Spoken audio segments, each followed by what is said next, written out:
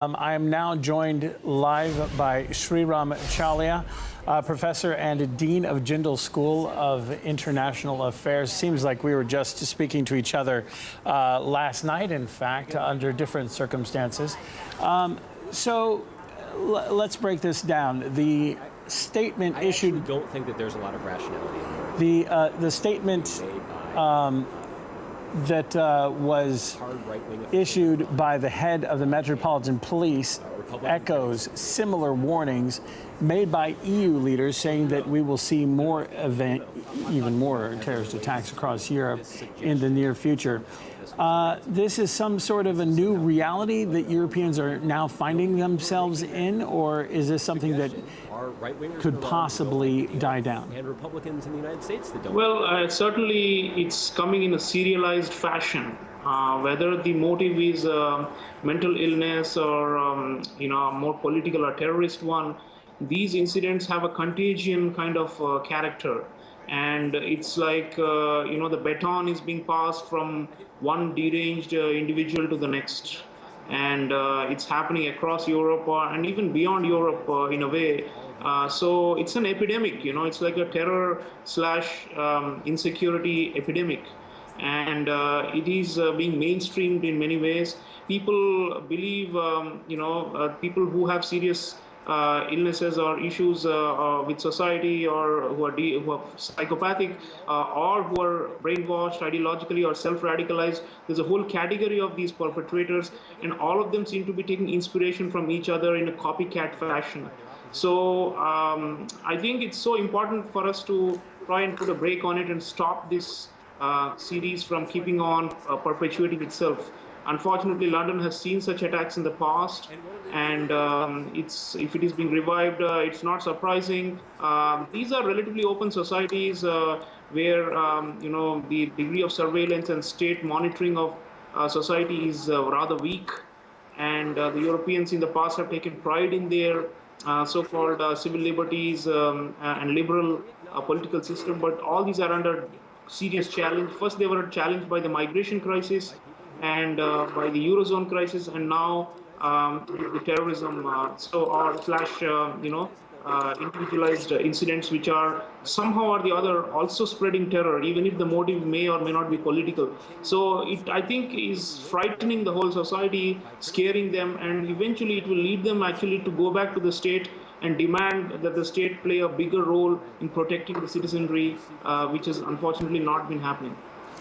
Well, and it's kind of important to separate the fact that, right now we're treating this as a terrorist attack, but this could have been just some random person with a knife carrying out an incident. So not all crime is terrorism. But this recent attack in London was carried out with a knife, and 2 weeks ago in Germany there were 2 attacks carried out with an axe and a machete. Are we now seeing a new form of terrorism, or is it better to say that new tools are being used in terrorism? Well, crime or terrorism, either way, I think they're feeding on each other now. This is the new reality we are facing. It's not easy to separate the two. I mean, the lines are becoming blurred. So, we know that terrorist networks use criminal syndicates and vice versa. And in this case, it could even be a lone wolf or just a single individual who has a problem, and who's out of whack. All of these do signify, you're right about the technology that's being used. It's very basic, talking about axes and knives. So clearly, these guys are not trained terrorists who are very sophisticated or carry cause mass carnage. Rather, they are using, even in Nice, we saw it was just a truck that was weaponized. I think basically at 2 levels there is weaponization. One is at the level of the mind that's happening, where people are seeing and hearing about these incidents and believing that now my time is coming and I can also wreak havoc on my quote-unquote imagined enemies in the society. And so it is, as I said, it's creating a kind of a macabre kind of inspiration where one is taking the leaf from the other. And the Europeans, I think they need to really beef up their security apparatus and also creates community-based self-policing. Many of these communities from which these attackers come from, they later on, the media interviews them and they say they're surprised to hear that some good boy next door could turn out to be a killer like this. Often they say we were shocked, he was such a nice boy, and so on. The point is, why are they shocked? It's because of this isolation, the lack of community in these societies, where people don't know what is happening next door. Where a bomb is being assembled, or whether some maniac is getting ready to go out and cause mayhem. So I think at the level of communities also, they have to take responsibility. You can't leave it all to the government and to the state. There has to be a dual response in these societies. And then there are the wars going on. There's the ISIS factor. If you bring all of these in, we are in for, it's like a cauldron, and it is hot right now, and the Europeans need to somehow try and stem this. Otherwise, this contagious factor will keep on occurring, because the next killer somewhere in some European city is wondering, maybe I should now go out and do the same thing. So whatever the motive is, I think they need to think seriously about, mass insecurity and how each incident is feeding upon the other, and what they can do to calm the public, which is a very hard task for the governments. Well, you bring up a good point in terms of community involvement and community awareness, and getting everybody around the people in their community. Now, let's look at this recent string of attacks in Europe. They were carried out by lone wolves, which we were just talking about, the majority of whom were youths. What does this tell us about modern-day terrorism? Yeah, lone wolves, as we know, these are amateurs, but they are highly motivated amateurs who are using technology and surfing the net and learning about other such incidents. Even in the incident we saw in Munich recently, I mean, the killer was a right-wing, apparently a neo-Nazi, and not motivated by jihadist ideology, but yet he was surfing the net and learning about Breivik, Anders Breivik of Norway, the right-wing terrorist who had earlier committed a massacre. And he had timed it in such a way that he would do the same attack on the anniversary of Breivik's massacre in Norway. So, there are people with so much information that's flowing all over the place on the internet, and who are learning about these things and connecting their personal grievances with some kind of larger causes. And until we are able to localize these personal grievances and deal with them at the community level, and in a way prevent them from becoming metastasizing into something big, these incidents will keep on happening. So the long-term strategy is to confine some of these criminal/terrorist individuals or groups to their local circumstances and try to solve it at the lowest possible level. Europeans, unfortunately, are not able to do that, and it's as if the problems are traveling across borders without passports and creating havoc. Well, there's always that fine line between, balancing the rights of the people with the safety of those same people. Is it possible to curb such incidents, and what measures need to be taken, in your opinion? I think, the clear trade-off, at least in the short term, until the societies stabilize again. Right now, they look like, they are on the edge. They do need to, I think, curb some of the civil liberties.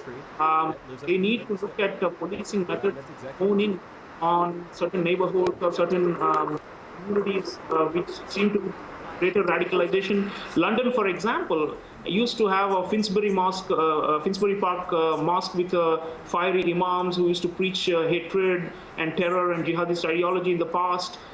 So whatever the ideology or the motivation is, they have to look at more granular kind of policing, and it will involve some kind of searches and arrests and some kind of restrictions on liberties. The Europeans are known for criticizing other countries for saying they're becoming authoritarian and all that. But at the end of the day, Theresa May, the current Prime Minister, is a kind of a social conservative who leans more towards control and regulation rather than civil liberties. She was Home Secretary before.